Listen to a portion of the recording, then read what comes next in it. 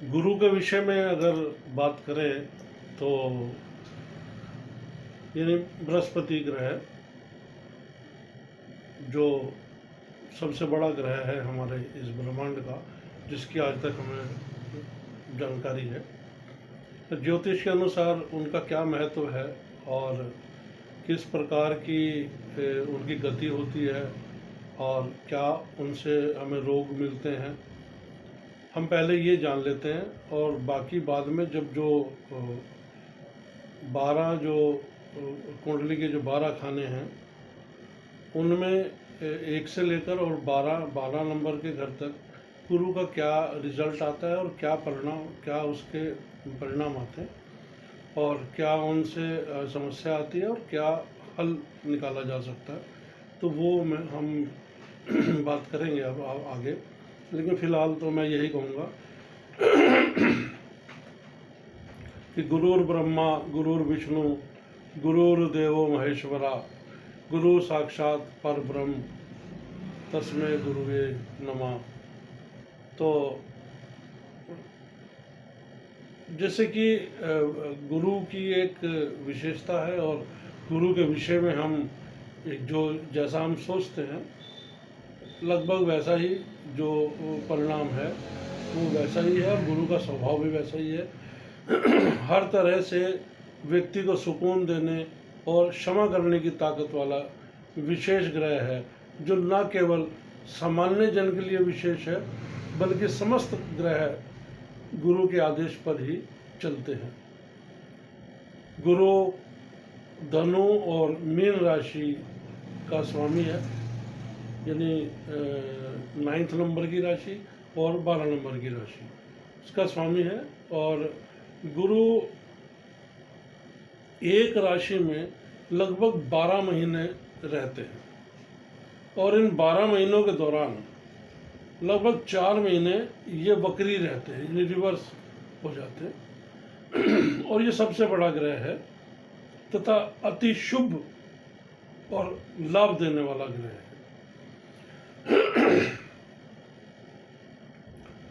उदारता अगर हम देखें तो, और ज्ञान, किसी व्यक्ति में कितना ज्ञान है, कितना उसके मस्तक पर जो प्रभाव है वो, और कितना औरा अच्छा है उस व्यक्ति का, विद्वान, परोपकारी, सहनशील, पुत्र कारक, मान सम्मान,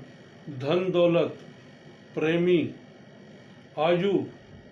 एवं स्वास्थ्य का कारक यही बृहस्पति ग्रह है, जिसे हम गुरु भी कहते हैं।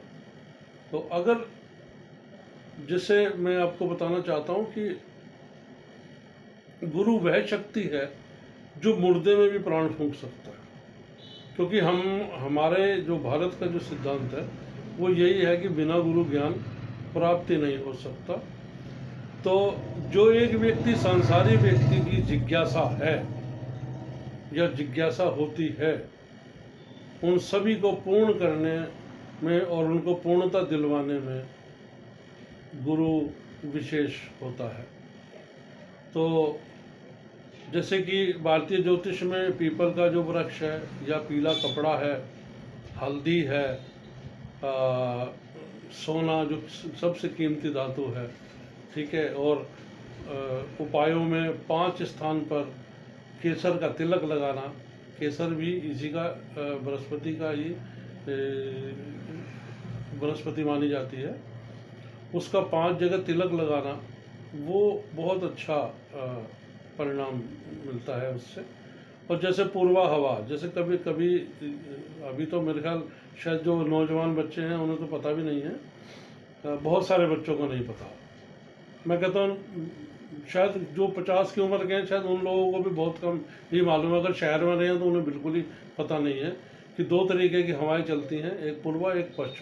पछुआ। जो पश्चिम से पूर्व की तरफ चलती है वो पछुआ कहलाती है, जो पूर्व से पश्चिम की तरफ चलती है वो पूर्वा कहलाती है। और शायद आपने कभी एक गाना भी सुना होगा कि पूर्वा सुहानी आई रे पूर्वा, बड़ी सुकून देने वाली, बड़ी ठंडक देने वाली। अचानक जैसे गर्मी पड़ रही है और उमस वाले पसीने आ रहे हैं, लेकिन तभी आपको लगता है कि भाई मैं सड़क पर ही खड़ा हूँ, पहले अभी गर्मी थी, अभी 10 मिनट के अंदर या 5 मिनट के अंदर ही दोबारा से ये ठंडक सी होगी, और कैसी हुई उस व्यक्ति को पता नहीं लगता। जबकि वो हवा जो हवा का रुख बदल जाता है, तो वो पूर्वा हवा जो बृहस्पति ये पहाड़ों, क्योंकि नॉर्थ साइड जो है वो बृहस्पति की मानी गई है, तो उधर से जब हवाएं आती हैं तो वो सुकून देने वाली होती हैं। इसके अलावा जैसे अगर बृहस्पति नीच हो जाता है या निर्बल, कुंडली के अंदर निर्बल हो जाता है, तो व्यक्ति को कैंसर, पीलिया, रक्त दोष, श्वास रोग यानी सांस के रोग जिसे हम दमा वगैरह कहते हैं, वो इसका कारक बन जाता है। इसके अतिरिक्त अगर सोना गुम हो जाए, चोरी हो जाए, या गिरवी रखना पड़े, या व्यक्ति पीपल कटवा दे और साधुओं और गुरुओं का अपमान करे, तो और उस व्यक्ति की पढ़ाई बंद हो जाए, तो ये सारे के सारे जो है गुरु के दुष्प्रभाव या दुष्परिणाम में गिना जाता है। तो इसके लिए जो जैसे जैसे जो आप खाना नंबर 1 से लेकर 12 तक आपको इसका विवरण देंगे, उसमें आपको पूरी जानकारी मिल जाएगी। इसके अतिरिक्त ये जो 12 वर्ष के बाद कुंभ लगता है, उसके पीछे गुरु ही विशेष है, क्योंकि जब गुरु एक राशि में, चूँकि 12 महीनों में एक राशि में चलते हैं, ठीक है, और ऐसे ही जब 12 राशियों से बाहर निकल कर जब ये आते हैं, तो महाकुंभ की तैयारी हर 12 वर्ष के बाद होती है। ये इसका एक लॉजिक है।